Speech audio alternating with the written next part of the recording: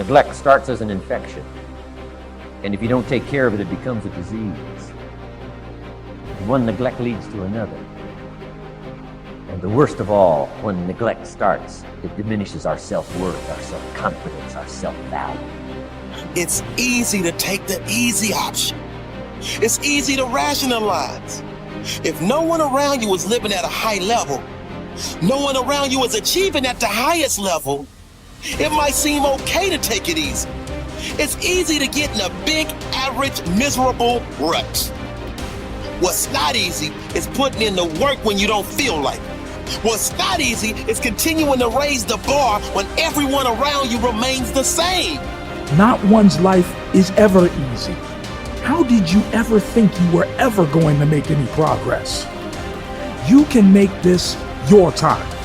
You can take control of the life you want to live. Have the authority to know what you need to change, to know how to change, and then to take action. Have discipline for yourself into progress. Switch your routine. Good people can't really handle them on the level that someone who's great is. So you're praying for greatness and a problem comes and you're running from the problem. You don't understand that it is in solving the problem that you become wealthy. You don't understand that when you solve that problem, you solve something that 2 other million people couldn't solve. And so once you solved it, that solving the problem elevated you. There's so much knowledge out there, so much information, so many ways to get better.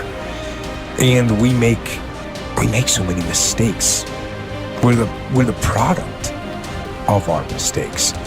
And oftentimes the lesson is sitting there right in front of our face. It's there to be learned, but we miss it, or we don't pay attention to it, or we think we know better until it punches us in the face. Be confident in your ability to overcome any challenge that comes your way. Why?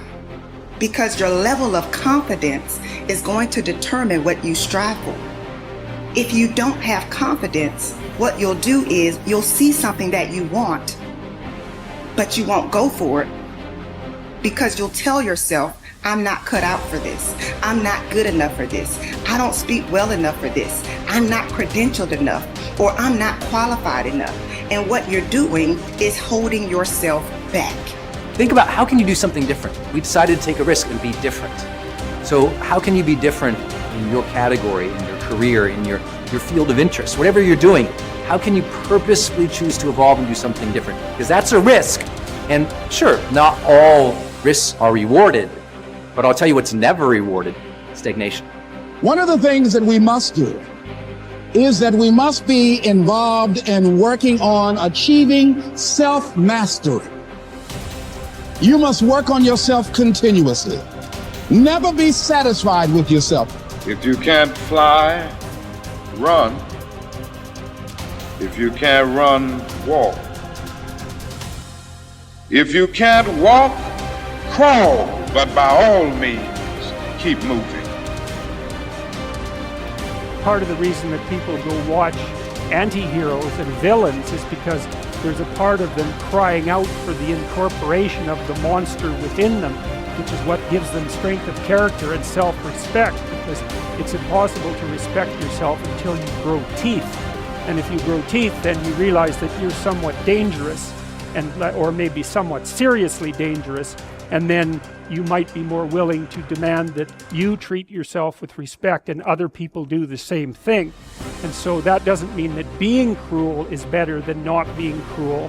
What it means is that being able to be cruel and then not being cruel is better than not being able to be cruel.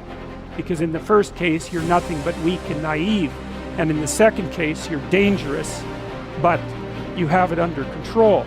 And you know, a lot of martial arts concentrate on exactly that as part of their philosophy of training. It's like, we're not training you to fight. We're training you to be peaceful and awake and avoid fights. But if you happen to have to get in one, and I guess the philosophy also is that if you're competent at fighting, that actually decreases the probability that you're going to have to fight, because when someone pushes you, you'll be able to respond with confidence And with any luck, and this is certainly the case with bullies, with any luck, a reasonable show of confidence, which is very much equivalent to a show of dominance, is going to be enough to make the bully back off. And so the strength that you develop in your monstrousness is actually the best guarantee of peace. And that's partly why Jung believed that it was necessary for people to integrate their shadow. And he said that was a terrible thing for people to attempt, because the human shadow, which is all those things about yourself that you don't want to realize, reaches all the way to hell. And what he meant by that was, it's through an analysis of your own shadow that you can come to understand why other people are capable, and you as well, of the sorts of terrible atrocities that characterize, let's say, the 20th century. And without that understanding, there's no possibility of bringing it under control. It's also partly why the path to enlightenment and wisdom is seldom trod upon, because if it was all a matter of following your bliss and doing what made you happy, then everyone in the world would be a paragon of wisdom. But it's not that at all. It's a matter of facing the thing you least want to face, because the gateway to wisdom and the gateway to the development of personality, which is exactly the same thing, is precisely through the portal that you do not want to climb through. And the reason for that's actually quite technical. This is a Jungian presupposition too, is that, well, there's a bunch of things about you that are underdeveloped, and a lot of those things are because there's things you've avoided looking at because you don't want to look at them, and there's parts of you you've avoided developing because it's hard for you to develop those parts. And so it's by virtual necessity that what you need is where you don't want to look, because that's where you've kept it.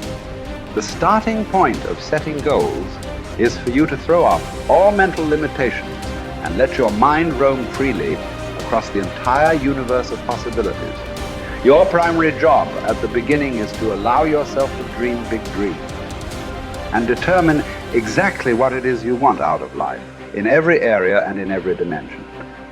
Decide what's right before you decide what's possible. Imagine that you can be or have or do virtually anything that you really want to, as long as you know exactly what it is. First, make up a dream list.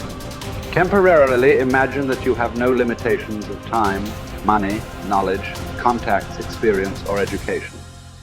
Imagine that anything that you can write down is possible for you. Remember, anything that you can clearly define and crystallize on paper is probably possible if you want it long enough and hard enough and are willing to make whatever efforts and sacrifices are necessary.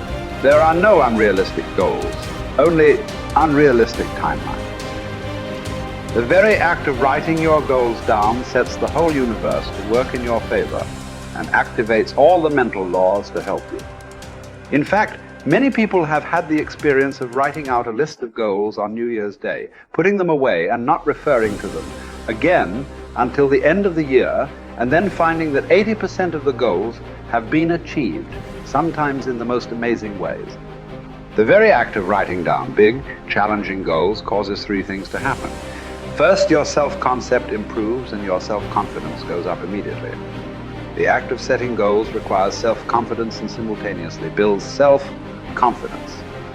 Having the courage to write down what you really want improves your self-image and raises your self-esteem. The action itself generates a feeling of greater personal power and ability. Second, tap into your mental and emotional powers.